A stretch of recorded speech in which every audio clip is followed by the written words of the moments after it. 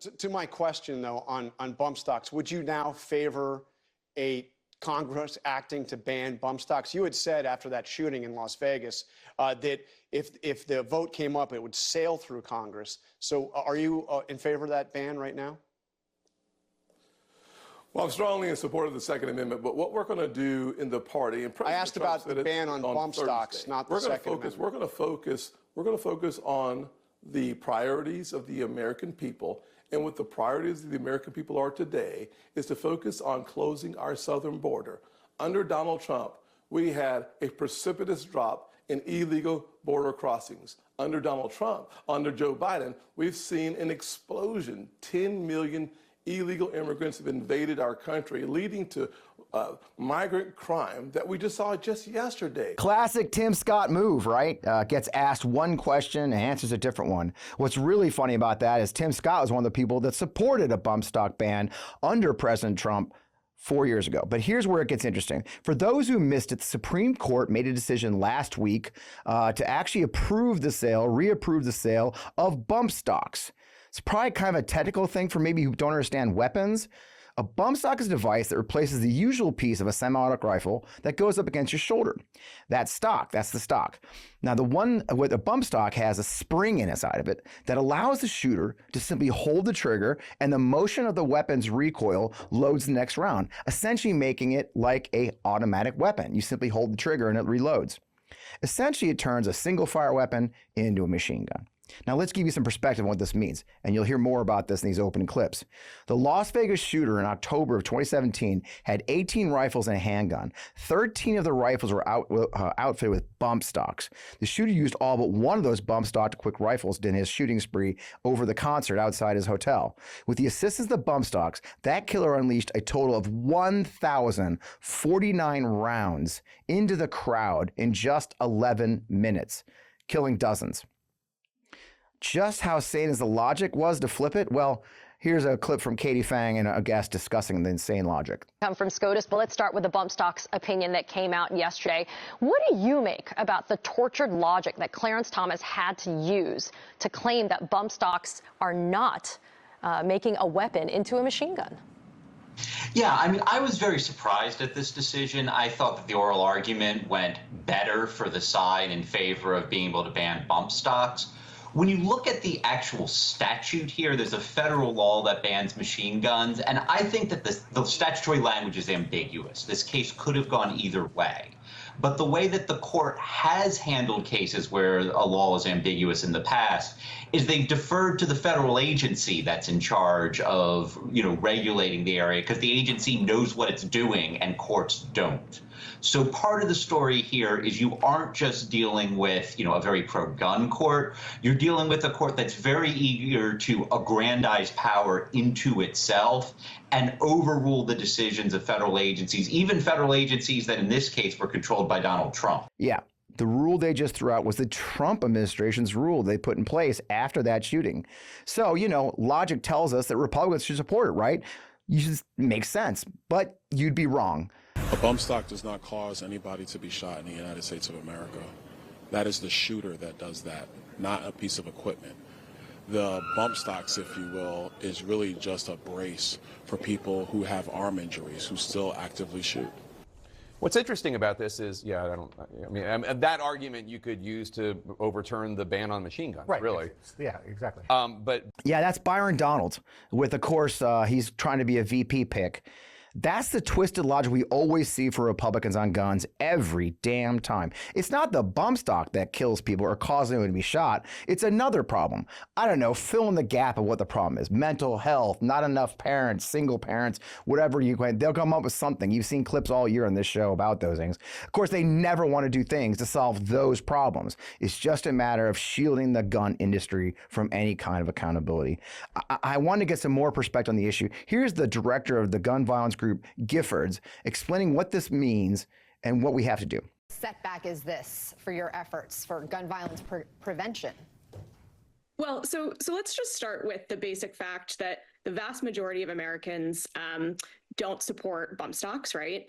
We have seen that a ban on bump stocks has 85% support across the board. And I think it's really important to talk about what happened today in really plain terms. What happened today is that the Supreme Court has essentially legalized machine guns in this country. And if that sounds insane and unbelievable, it's because it is. A bump stock is a device that converts a semi-automatic rifle, where you have to pull the trigger each time you want to fire, into a rifle where you can just hold down the trigger and you can fire 400 to 800 rounds a minute. And as folks have pointed out on the show this morning, bump stocks were used by the Las Vegas shooter to kill 60 people and hit 400 others in a span of just 11 minutes.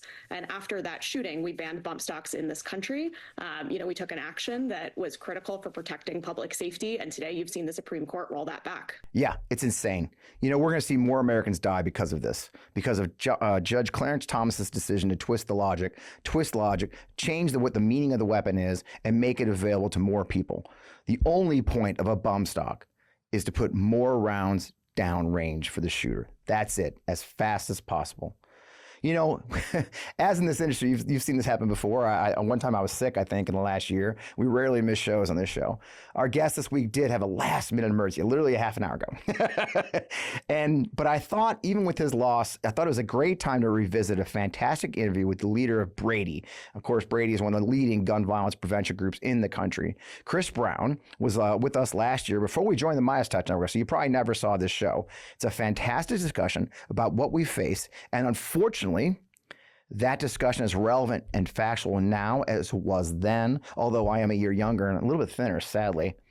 The episode originally aired just after the shocking shooting at the Covenant School in Nashville last year that killed elementary school students and teachers.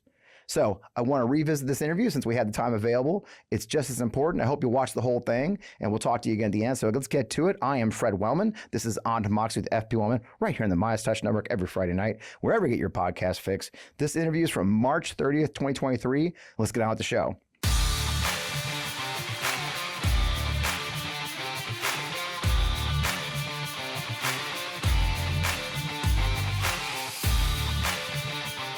Welcome. As I mentioned, I am Fred Wellman, the host of On Democracy with FP Wellman. You're in the right place at the right time. It's hard for me to be my normally cheery self today after yet another shocking week in the United States of death, slaughter of children, and then, of course, the spin and deflection from our national political leaders, the shocking things and the shocking deflection from the facts that we face. Last season we talked with Ryan Boosie, who is, of course, from the industry, the gun industry. We had a great chat about the gun industry's role in this and how those organizations play. But I'm very fortunate to be connected to Kris Brown of the Brady organization, and through both having worked with her, and of course, you got to love military ties as these things go. So I'm just thrilled to have someone who's really been in the fight. I don't think anybody's been in the fight much longer than you, Kris. So it's really wonderful to have you on the show. I want to introduce Kris Brown. Her little bio: she's the president of Brady, one of the oldest and most respected anti-gun violence organizations in the United States, named after legendary White House press secretary and gun violence advocates Jim and Sarah Brady, I believe. I think they're both included in the name, aren't they, Kris? They are, yes. Kris has led Brady since 2016, longtime veteran of the gun violence prevention work, starting her career on Capitol Hill, advocating for the bill that would actually become the groundbreaking Brady bill, requiring background checks on federally licensed gun sales.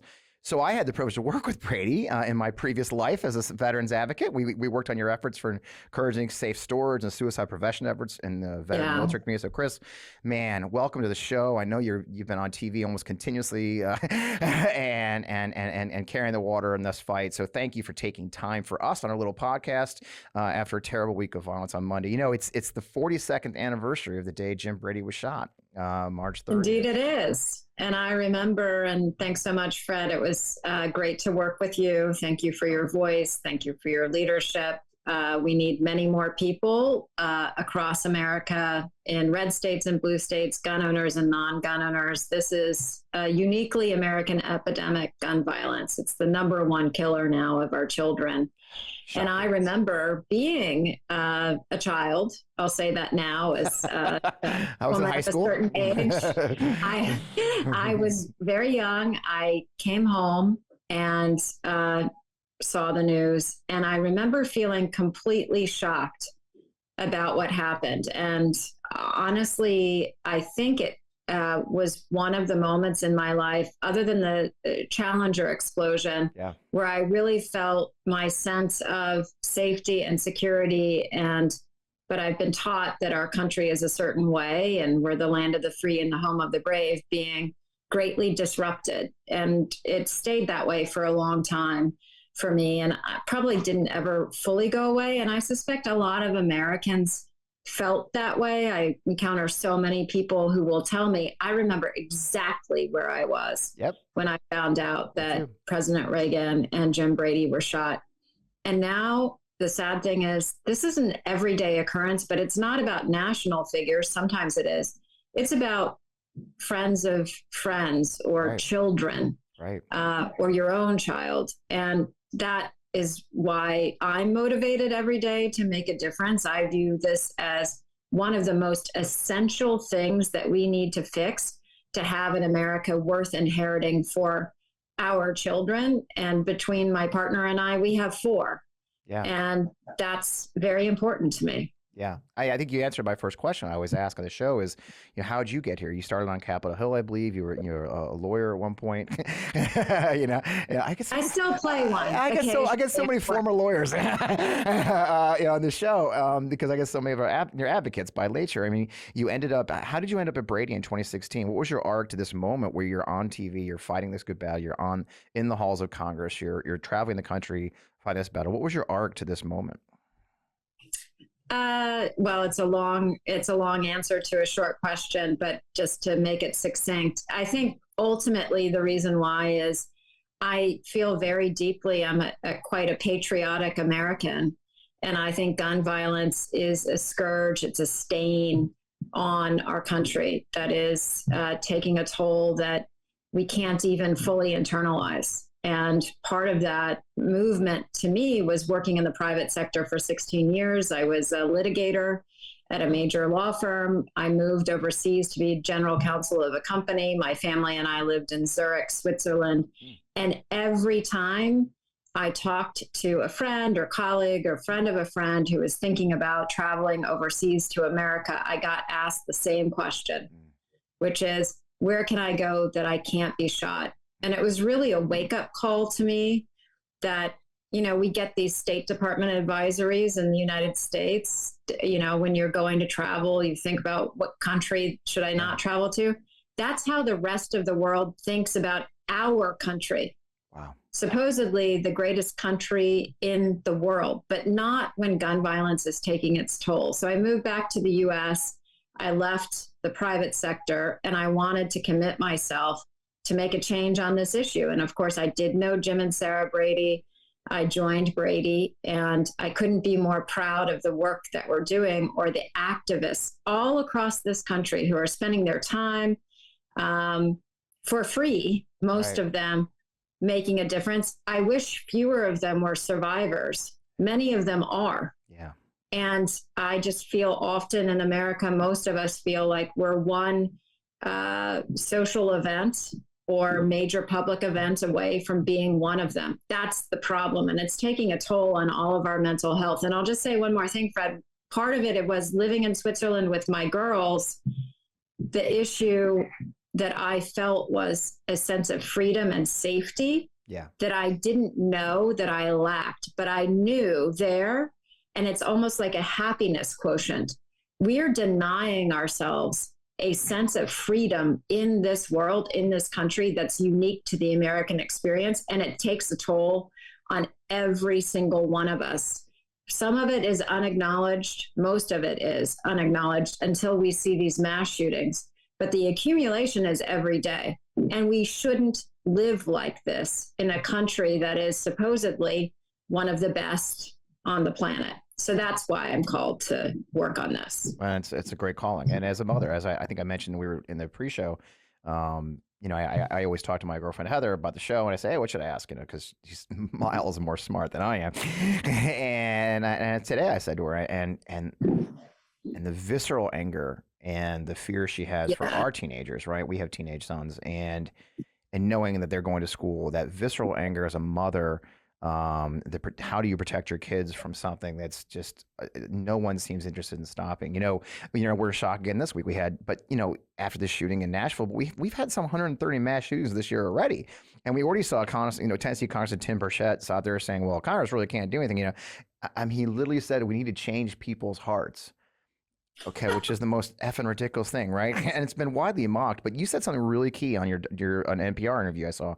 You said that stance is a failure of democracy. And it just struck me. It's one reason I started frantically calling you. Republicans like to call this a constitutional republic, right? Which means we elect people to represent us and enact laws and governance that represents our needs and desires, right? What do most Americans want from their representatives? I've heard numbers that are staggering, right? Americans want change, right, Kris?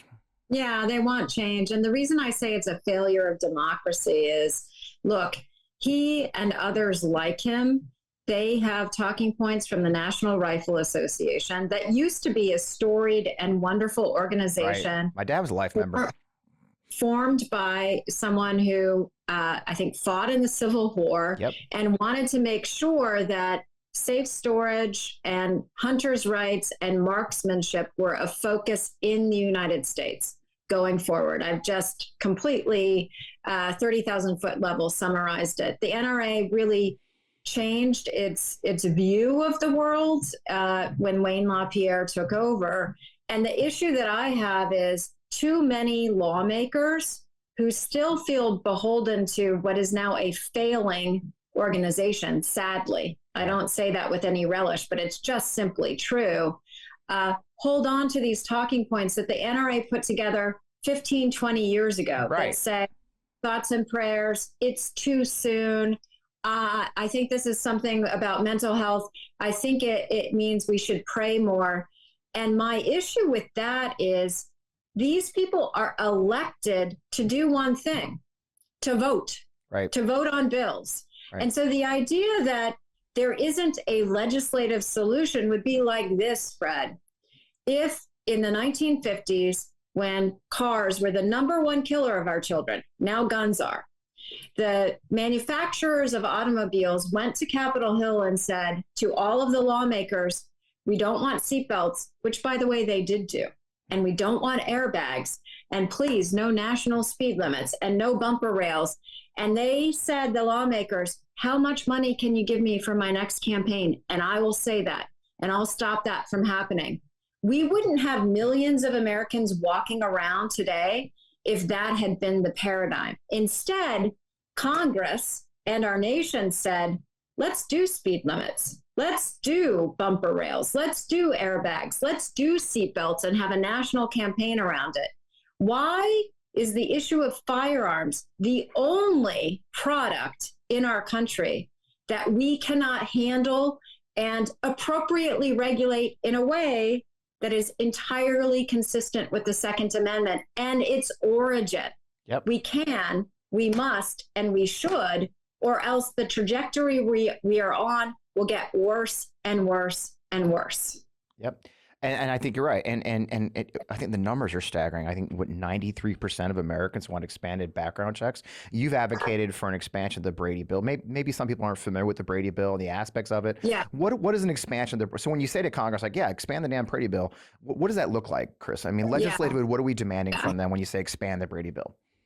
And it's related, Fred, if I could harken back to your last question, to the failure of democracy point. What I meant by failure of democracy is the idea that our founders had around the House and to some extent the Senate, although the body was intended to be a little different, as we know, was it will represent the will of the people, right? And here we have a topic or issue that across every demographic, and most polls show a huge majority of Americans, in fact, a scant minority, oppose. We have people across this country who want the change, and we have too many lawmakers elected who are standing in the way of that. When you have an issue, as we do, where 94% of Americans in the last poll want an expanded Brady background check system, for example, and Congress, the House, can't pass it, there is no better definition of a failure of democracy. And when we think about the substance of it, which is answering now the question you actually asked, why is that important? Because all the Brady law really did, and by the way, that took still 6 years and 7 votes. Yep. And I worked with Jim and Sarah on this, and it was still super hard. A couple of presidents. Yeah, a couple presidents. It says that the 1968 Gun Control Act that set up prohibited categories of purchasers of firearms, folks, we all agree should not have easy access to firearms, like convicted felons. Gun dealers in this country who are licensed by the ATF to be dealers, they should restrict sales to those individuals. This is not a controversial idea, right? The problem is in 1968, when that law was passed, there was no mechanized way for gun dealers to search the backgrounds of the individuals seeking to buy guns. So it was a law that existed on paper, and there was no real way to enforce it. Okay. What the Brady law did is set up the National Instant Check System, or NICS, monitored by the FBI. The average gun dealer can now query a database of prohibited categories provided by the FBI, put through with state records as well that are relevant, and get an answer within seconds of whether or not someone is a prohibited purchaser. Right. That's what the Brady law did. And I just want to say, the National Rifle Association, standing ostensibly in its origin for safe storage, fought Jim and Sarah every step of the way. But when that law finally passed, it passed with unanimous consent of the United States Senate. What that means is not a single Republican voted against it. So that also gives me hope that we can continue trying to make progress here. Yeah. Our history shows us we can. And what would expanding that today? Because I think we've talked about, there's loopholes now, right? There's the gun show loopholes. Yeah. Is that what we're looking to do, is close those loopholes so that No, it's pretty simple. Actually, I've talked to my team, and I think the bill is like 30 pages long, but it could be 5 pages long. And it really is just these 2 things, Fred. Which really relate to the fact that the Brady law was passed in 93, signed into law in 94. Let's go back in time if we can, in the way back machine. I remember it well, right?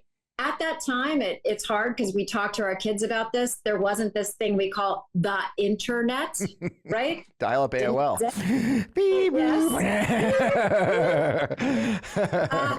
Today, it's a little bit different. Yes. And gun shows, which were small, not all over the country as they are now, were very small business. Both of those avenues to purchase guns and to sell guns, even as private sellers, have taken off.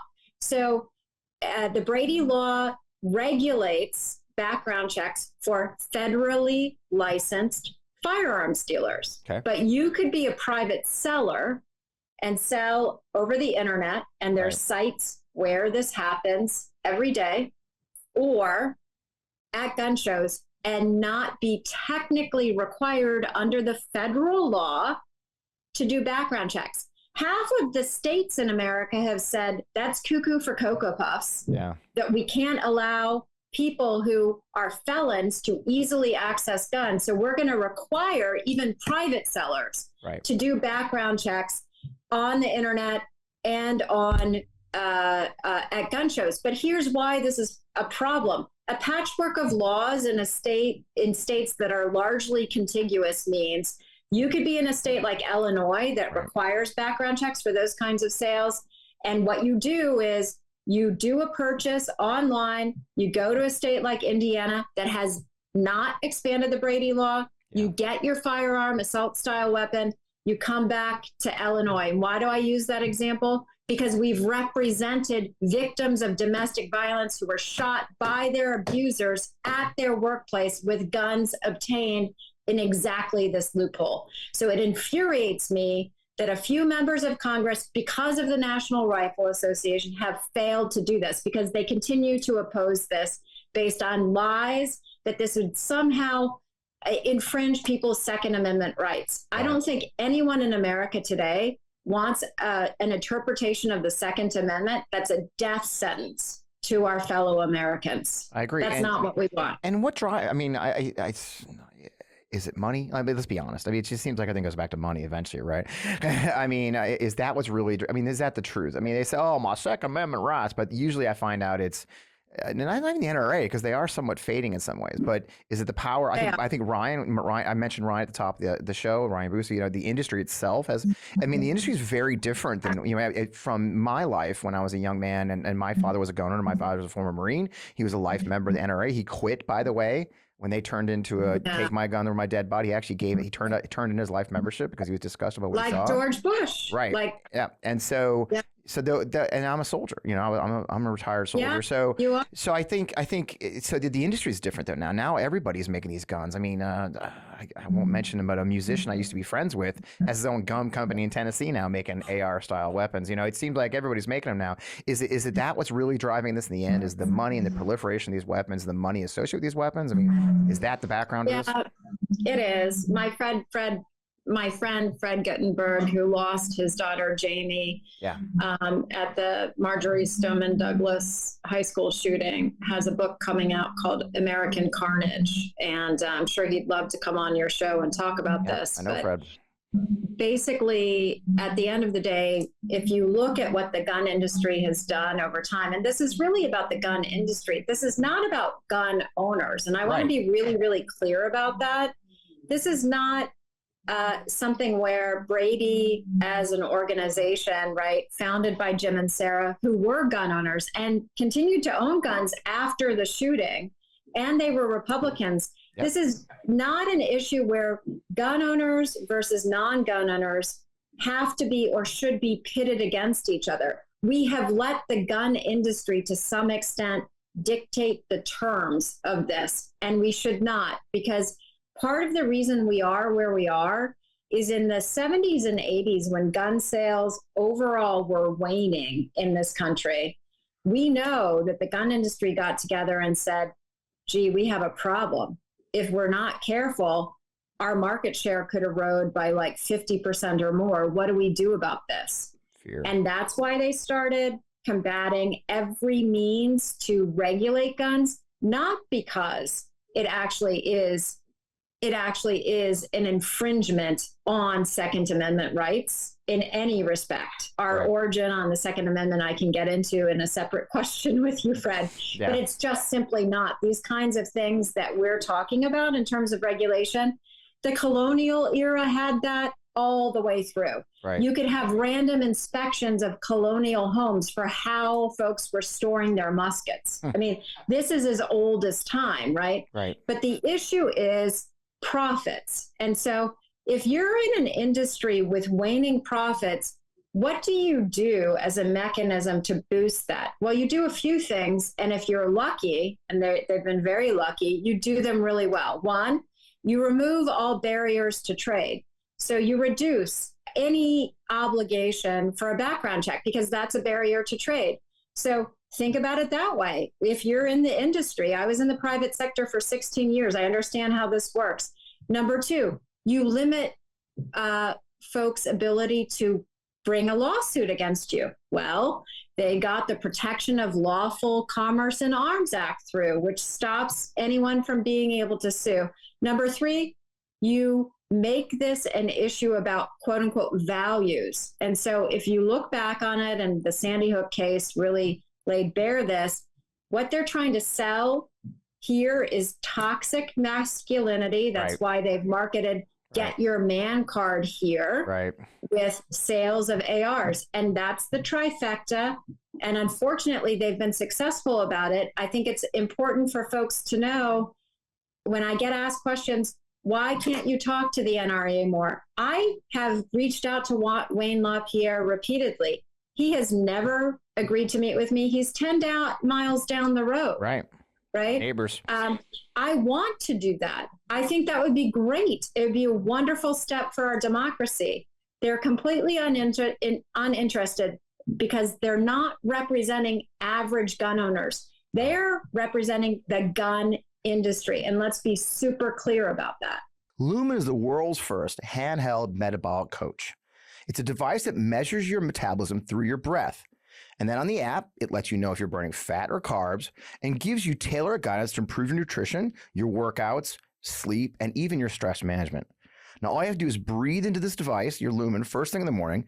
You'll know what's going on with your metabolism, whether you're burning mostly fats or carbs. Then Lumen gives you a personalized nutrition plan for that day based on your measurements. You can also breathe into it, before or after workouts and meals. So that way you know exactly what's going on in your body in real time. And Lumen will give you tips to keep you on top of your health game. Now, look, after 20 years in the Army, being starved in Ranger School, living on combat rations while deployed, I've had to learn really well how my metabolism is my body's engine. It's how your body turns the food you eat into the fuel that keeps you going. And honestly, guys, as I've aged, I've become more increasingly aware of how I must balance my exercise and diet. Our metabolism is the center of everything our body does. Optimal metabolic health translates to a bunch of benefits for me, including helping with my weight management, improving energy levels, getting better fitness results, and better sleep. And I really love how Lumen gives me recommendations to improve my metabolic health every single day. Now, look, I've been on a macro management diet program before. I've tried all different kinds of techniques. I learned the key to metabolic health is through these many years is something called metabolic flexibility. And that's where Lumen has really helped me. It refers your body's ability to efficiently switch between using different fuel sources like carbs and fats. There are preferred times to use each and how well you can switch places you on the metabolic flexibility spectrum. Now, after getting to know you through your breath, Lumen gives you a metabolic flex score that can track and improve upon each day instead of a set macro number you use without changing. So if you want to take the next step in improving your health, go to lumen.me and use code FRED to get $100 off your Lumen. That is LUMEN.me and use Fred at checkout for $100 off. I highly recommend it. Thank you, Lumen, for sponsoring our episode. Yeah, it's right there. You talk about the gun owner part of it. 4 years ago, myself and four of my fellow veterans, Travis Akers and Naveed Shah and Naveed Jamali, Chris Beck, we got together and wrote a op-ed for Newsweek. I mean, it's been 4 years. So great. Right? And we said, Yeah. we said one of the biggest points that we made was that gun dealers have a duty to report suspicious activity. Like this responsible gun owner, that's always we hear. Well, you're going to hurt responsible gun owners, right? And we were saying, look, all of us are responsible gun owners. I have a weapon. I have a handgun that I purchased because of reasons. I was raised I was a soldier. I was raised by a Marine. We used to shoot in a quarry, right? The quarry I used to shoot at with my dad is probably 5 miles from here, right? And that's what you did back in the 70s. You just go out in a quarry and shoot. But my weapon is at home. The ammunition's separate. It's in a fingerprint locked gun safe that is secured to the wall, right? And so this is just basic stuff. And we were saying what we demand, what we said is like, look, if we keep hearing about responsible gun owners, but with responsible gun owner role in this is to support background checks. It's for gun dealers to say, you know what? This looks suspicious. I mean, look at Nashville. She purchased 7 firearms while under the care of a physician. So, I guess how can we change the attitudes amongst gun owners and supporters, and that change is possible without the Second Amendment stuff? How do we break the cycle between these two groups? Does that make sense? Oh, it makes a lot of sense. Brady has been trying to think about that for a long time, because one of the ways to do it is not to be divisive and not to say that the desire to own a gun is a problem. Right. And too often, I think those in the gun violence prevention movement have done that. Obviously, Bruce, my partner, very well. And he's good. He's all right for a Navy guy, but he's fine. I know. He's all right for me. I know how you feel about each other. And you've transcended those boundaries. Yeah, somehow. Navy versus Marines versus Air Force. But at the end of the day, I do think that the conversations I've had with him have been about as instructive as I've had with anyone, because of what he's told me the military does in terms of training around firearms. So right. He was a fighter pilot for many, many years. He had some missions that were a lot harder than others, but he flew over Mogadishu, and he told me about the discussions in the Ready Command Center about carrying firearms. And for a long time, they did not have the fighter pilots carry any weapon because they thought the risk to the pilot did not equate with the reward of them potentially protecting themselves.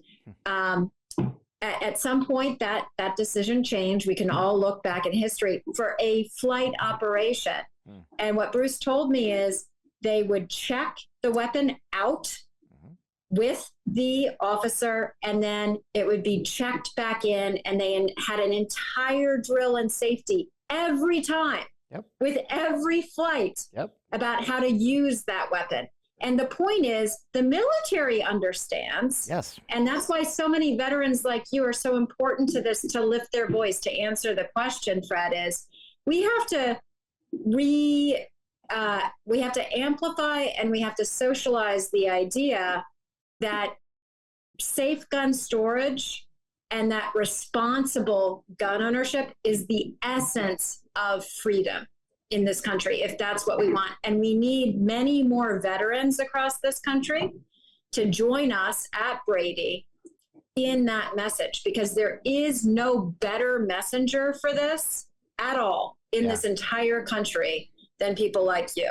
Well, thank and you. others like you. Well, that's what we say. I mean, you don't just get handed a weapon in the military, right? First, you get a background check, ironically. You don't get a clearance without a background check. You can't even go in without a background check. Oh, that's weird. You actually get a background check? Well, yeah, you get a background check. Then you get training with an unloaded weapon. You train with an unloaded weapon. You sign that weapon stored in a secure room with double locks and an alarm. Ammunition stored separately. What do you know? You get that. You go to a range under the tutelage of a senior who teaches you proper usage. By the way, if you don't teach the weapon properly, if you have a misfire or something like that, there's punishment. There's actually a uniform code of military judge, right? You're punished for mishandling a weapon. There's actually a price you pay if you do it. When you're done using the weapon goes back in the arms room. Ammunition is safe. It's cleared safety. If you are stupid enough to fire the weapon as you're clearing it, there's a punishment for that. Men and women have lost their careers for shooting a weapon improperly. So the idea, there's this, I love that you talk about the toxic masculinity guys. These guys are always coming at me. Oh, what do you know about being a soldier? Oh, goddamn Ranger, for fuck's sake. I know plenty about carrying weapons. Thank you very much. And again, nobody foolish enough to hand me a weapon. I used to tease my son was a soldier. I was like, God, they're going to give you a gun. That freaks me out. But he ended up being an MP, ended up being a sniper in the MPs, for God's sake. But one of the things, and circling back to the democracy part of this, right? So one of the things that one of our former guests and two-time guest, Greg Sargent, the columnist from the Washington Post, has been highlighting recently is how Democratic-led states can enact laws. There's been a movement, and I guess I'm putting the cart before the horse. We could talk about the bad side of this, but I kind of want to start with the good side of this, which there's a movement in a lot of our Democratic-led states lately to kind of push back on this rise of extremism and the right march. I live in Missouri, like in Michigan, where they rolled back right to work and try. Are you seeing some states enacting laws that are having an impact? Like let's point to an example of where things are working, right? I know Massachusetts is very low gun free. So before we get into the messed up ones, I'm in Missouri, where they actually tried to outlaw cooperating with the federal government. A lot about Missouri. Oh, geez, it's amazing. But let's circle. I'd like to start with the positive one. What states are doing it right, and what did that look like? What does right look like in some of those states, and what's the impact of that? Well, more gun violence prevention laws are better. Yeah, there you go, right? What the data shows at a minimum is states that have done two things. If they have robust permitting systems and they have expanded the Brady background checks, so those loopholes I talked about private sellers being able to sell guns on the internet or gun shows, they've stopped that. So you have to have background checks before, regardless of who you are, before you can sell a firearm. What Daniel Webster at Johns Hopkins has found is, looking at all of the states in the United States, those two things alone mean you will have appreciably less gun death and less gun injury than those states that don't have those laws. Okay. What we also know is more is better. And so look at a state like California, which I hold up, and I understand California has become, in the world we live today, political, but I only hold it up in this sense. They have passed a large number of gun violence prevention laws. And I want to give a shout out to my friend and mentor, Amanda Wilcox, who lost her daughter, Laura, to gun violence more than 20 years ago and became a huge advocate around this. And she has single-handedly helped pass these laws in the state of California. She's an American hero. And in doing so, she has created a system in California that means per capita, California has the lowest rate of gun death and injury, one of the top 5 lowest in the entire United States of America. Wow. So the bottom line is gun laws work, and more and better gun laws work to reduce gun death and injury. There are people alive in these states today who would not be if these laws did not exist. And not a single one of them so far has been held as unconstitutional, except in the Bruin case, which is out of left field. That's the most recent Supreme Court decision that upended New York's concealed carry system. Right. Wow, that's good. So on the flip side, you've got states, rolling back what few restrictions exist, right? I mean, I think you mentioned even this week, this ridiculous constitutional carry movement, or the open carry movement makes me insane, because a lot of the open carry movement came from a fellow veteran that I actually know, by the way, from Texas. Florida's moving forward just this week. I live in Missouri, where they passed the absolutely insane, I have to read, Second Amendment Preservation Act that banned law enforcement from actually cooperating with or enforcing federal gun laws, which, by the way, was found unconstitutional, interestingly, just in May. So on one hand, you're saying they're saying they can't do anything to stop gun violence, but they're aggressively making it easier to increase that violence.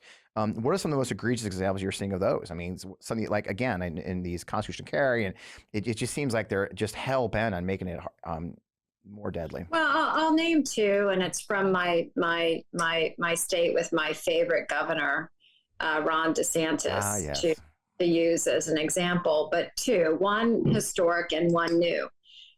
So the NRA propagated a law that passed the Florida legislature that precluded physicians from talking to their patients about the issue of guns, not in any political way, but just, do you have a gun in the home? Are you safely storing it?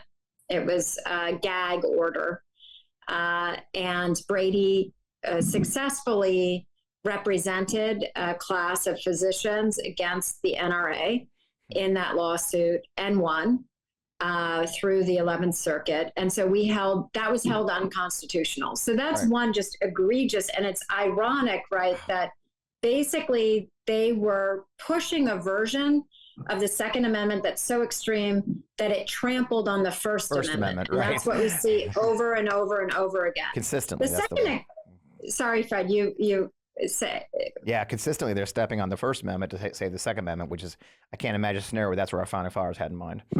And not even theoretically, but also for us. And so the second example of this is with respect to Florida overturning its permitting system that even gun owners say, it's fine, it works well. It just makes sure that I have some training before I'm going to carry a concealed gun into public domain.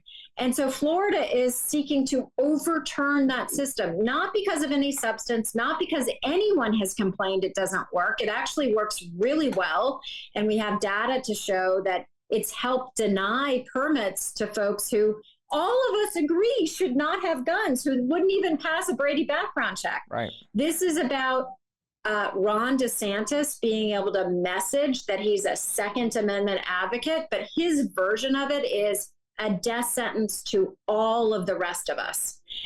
Even in the Wild West, when you would go into these border or frontier towns, most of the time the regulations were you had to check your gun at the border. From the very origin of our country, it has been understood that guns in public could be a danger. And so the reason I say that's related to the gag order is, Fred, I speak in public all of the time. And in some states that have open carry, my team will have to get security for me, right? Because I could be standing next to someone who has a loaded AR and they're allowed to do that. And let me just tell you one more piece of this absurdity. Tennessee has some of, aside from Florida and your state of Missouri, I might say, some of the most backward gun laws in the country, right? They just repealed their permitting system in the state. And so a lot of folks are questioning whether or not, if the police had even seen the shooter with a loaded AR going into that school, they could have legally arrested that person. And I think the answer is probably it's really hard to tell. Right. If the school had a policy to restrict them, how are police supposed to know in any given building, do they allow guns or not? I mean, this is cuckoo, where the rights of the gun supersede the rights of our children not to be shot at school. That's not an America that any of us want to live in. That's what they are conscripting us to. Yeah. And I hope that folks listening understand those are the stakes, actually. You know, one of the programs I love that you do, away from mass shootings, is the deadly nature of accidental death and unsecured weapons. I love your End Family Fire program. Full disclosure, I helped support it when I was working. Full disclosure, I was a paid consultant, but I love it, and we found, and I was attracted to it and still am, because there's study after study that shows obviously the scourge of the veterans communities, our suicide rate. Everyone knows this, but study after study has shown that a well-secured weapon, separate from ammo, with a barrier to ease the suicide ideation is a 30-second decision, right? And so anything that delays the suicide ideation through having to find the weapon, find the key, unsecure it, but often sidetracks a suicide. You actually gave a speech that I watched online where you talked about the End Family Fire program and how you'd gotten a letter from a mom whose son was at counseling and had actually sought out their family gun, and the mom had seen your PSAs and secured the weapon in a safe so that her child was not able to get easy access to the gun. Tell me more about these statistics and why it's so important, the safe storage. You got a gun, great. You're allowed to have a damn gun, but shouldn't that gun be locked up safely, and what that means? Thanks so much for the question, Fred. Yeah, among the things that we work on, I'm frankly most proud of this, because so often I hear from people, look, I don't have the time necessarily to raise my voice, and I can't travel to our state capital. I want to help you with enforcement, but that would require me meeting with local police. What else can I do? And this is the what else can I do? End Family Fire is a campaign to help average, everyday individuals, especially gun owners, think about safe storage in their own homes, and also talk about it with others, for gun owners and non-gun owners. And that has been a campaign that's like our version of designated driver, secondhand smoke, or safety belts. Family Fire is the injury or death of a loved one in a home with a loaded and unsecured gun. For kids, 9 kids a day are killed or injured with a gun in the home. If you have a loaded and unsecured gun in the home, you have a 3 times increased rate of suicide, and 75% of school shooters get their gun from an unsecured location in a home, meaning it's not safely stored. Wow. So if we think about those 3 areas, and I think about what is leading to 100 people a day dying from gun violence, we would save about 70 lives a day through safe storage. Let's just think about that. Wow. That's more important than any law Congress can pass, than any enforcement. And that's why I'm so focused on this, is it's on us, all of us. If we own guns, that means safely storing the gun, just like you talked about from your time in the Rangers and being trained. That's the history and legacy of how our military are trained. Yep. Why should we as civilians treat our firearms any differently? Because we're bringing them in with the idea that this action can save our family. But what if that action actually harms your family? Imagine being the person who has to live with that. And believe me, Fred, I know far too many, and I don't want that to happen to the next person. So for those who want more information about this, and it's not just an ad campaign, there are all kinds of things that folks can do to train first responders and others so that we can actually talk about this risk in a way that transcends political boundaries. It brings people together, families together, neighborhoods together. Go to endfamilyfire.org or Brady United's website to find out more information. I love it. And I try to end, I really appreciate it. And I really encourage our listeners and viewers to go do that, because it's just such a simple thing. A trigger lock, there's a million ways you can do it, but you just got to do it properly. What I love is my son visited someone I know, and they were traveling cross country with his girlfriend. They stopped this person's house, and the person would give them a tour of their house, and they showed them their closet, and their closet was full of guns, their collection, many of them historical. And my son snuck away and texted me, goes, "Oh my freaking God, Dad." And he was at 18 or 19 at the time. He goes, "You're not going to believe this. They have all their guns just in a closet unsecured. Isn't this insane?" It's like, and I just love it. And that brings me to the last point. As I try to always, viewers and listeners know, I try to actually be hopeful in spite of all these things. I'm ridiculously an optimist at this point. I don't know why, but before the show, my friend and previous guest, John Della Volpe, whose book is here, posted a new Harvard Institute of Politics youth poll. He runs polling there at Harvard. Special release field just you probably saw this. A special release poll field just before the Nashville shooting shows that 65% of youth support stricter gun laws, and this cuts across urban and small town divides. In addition, 73% support psychological exams for gun purchases, including 88% of identified Democrats and 59% of Republican youth in this poll. That's an increase across the board of a remarkable 14% since the spring of 2013. I mean, it sounds like the next generation who's grown up, with Parkland, has grown up since Sandy Hook.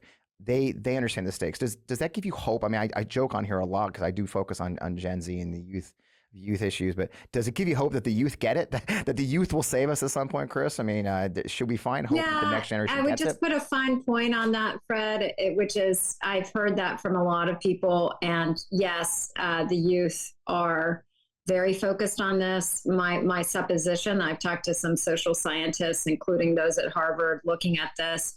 I think part of that is this is generation lockdown. Right. So they were trained on run, hide, fight. And, our kids are smart. They understand that's not really saving me. And I think that I want to believe in Santa Claus and the Tooth Fairy. And you've just told me with this, I can't believe anything you say. And it's a tragedy in a lot of different dimensions. And so I think, yes, this generation, and they've proven it to us from 2018 because they're voting on this issue and for candidates in record number who care. And I would just say, folks on the other side of the ledger, more of them need to be like Brian Fitzpatrick, a Republican in the House, who understands that and gets that. I'm not sure everyone in the Republican Party has gotten the memo. I think they will. I hope they do, because this should not be an issue that divides the parties. But it's not the youth that are going to save us here.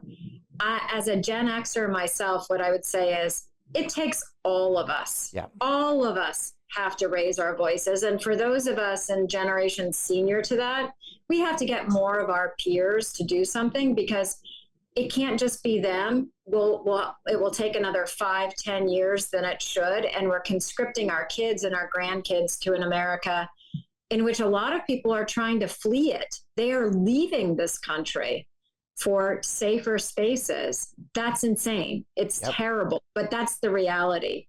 And so it's on all of us, not just them, but they are definitely the tip of the spear. Well, wonderful. Kris, I can't thank you enough for taking the time with us. You're so generous of your time, and now you're very busy.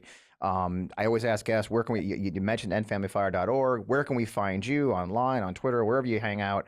Obviously on TV a lot, and I love that. So where can we find you online? So you can find me on Twitter. I always forget my handle. It's a little bit complicated. Hopefully you can follow up with folks on that. You can find me at bradyunited.org. Please go to endfamilyfire.org as well to get more information about our cause. On Insta, you'll find me. Wherever there is access to information, that's where we are. I love it. Well, Kris, thanks for your time today, and good luck in the fight. Let me know if I can help in any way. And I think average Americans are kind of getting sick of it. So I'm encouraged by some of the stuff we've talked about already, and I hope that our colleagues in the Congress finally wake up to this reality. So thank you for your time. Me too. Have a great day. Appreciate it. Thanks so much, Fred. Thanks for your service. Thanks for everything you've done. Thank you. Yeah, that interview is still as powerful today as it was then. It's still as important today as it was then, and in many ways more important, thanks to a rogue Supreme Court. The idea they decided the ability to turn a semi-automatic weapon into a machine gun, and that it was okay, is legal, is just insane. And I gotta say, this court has simply gone off the rails. And we haven't even gotten to the presidential immunity case that's supposed to come out, or there's some 20 cases that have not been decided yet, with only a couple weeks to go. We'll see more of this. We'll have a conversation with the Supreme Court in a future episode. Unfortunately, our guest can join us this week, but we're coming. Look, Gun violence is the number one killer of our children. Number one killer of children. When will that matter more than the gun industry's profits? It's the question we have to ask ourselves. And so I want to wrap up with first thanking you. I think last week you watched the show, I mentioned my situation with the General Finn lawsuit, and we posted the GoFundMe. We'll put it up again. And oh my God, you amazing people came through for us in just the most humbling and incredible way. We add a lot of money to the fund that was able to help us. My lawyer's really happy because now they can hire more people and get more work done as we prepare for the case to go to court, hopefully soon. But I just want to thank you. We'll leave the GoFundMe up at the end of the show on the blurb. I just can't thank you enough for your support. It really matters to me, and I do notice. So thank you for that. I also really want to plug Forgotten Democrats. I had the privilege to go join my friend Eugene Vindman. I'm helping on his campaign over in Virginia's 7th Congressional District. They had their primary this week. Eugene won his primary with 49% of the vote against an incredible field of Democrats who any one of them would have been a great representative. But in this day, in this cycle, my friend Eugene came out on top and will represent the Democratic Party, trying to keep that seat blue against a MAGA Republican who attacked us in his very first tweet when he got the nomination. So it's important we keep that seat. It was Abigail Spanberger's seat. She's running for governor now, but I just got back from that. And it reminded me again how many candidates just don't have the kind of support that Eugene's been blessed to have and others because they just don't have enough money to do the important things they need to run a campaign. That's why I'm still proud to be the national chairman of the Forgotten Democrats. Our goal is to raise enough money, at least this cycle, that we can help candidates from the bottom up. In other words, those candidates who have the least amount of money will get some funds directly without our hands touching it before those who have more. So if you could just join us, throw a little money in the pot there for helping us. Your money goes to candidates. It goes to candidates, helping them to get out their votes, helping them to especially run that last few month or two, the general elections, we get our nominations in. I would just love for you to check out Forgotten Democrats, forgottendemocrats.org. Check it all out. The link page is there. I would love to see you there. And finally, we've really grown this show. The best thing I love right now is doing these hot takes. If you haven't seen them, hot seats. I've been interviewing candidates. I just finished one this morning, got another one this afternoon. We've had some great candidates. They're really important interviews. They're on the Miles Touch. It's in the hot seat with FP Wellman. I'm loving it. I think we're up to like 23 of them, which is incredible. And your response to them has been fantastic. We're showing you who's running for Democratic, Congress and Senate and governor from across the country. We even spoke to the chairman of the incredible chairman of the North Carolina Democratic Party, a young woman named Anderson, who is just doing incredible work. So I just want you to check out those. And in the meantime, join us here. You still find me in the same places, FP Wellman Official on Threads and Instagram, FP Wellman on these other places, right here. Sign up for our Substack. In the meantime, thanks for your patience. I hate doing new shows over again, but I really like when's a good interview you haven't seen before. In the meantime, we will still be here next week. Join us at the same bat time, same bat channel. I'm Fred Wellman. Keep in the fight.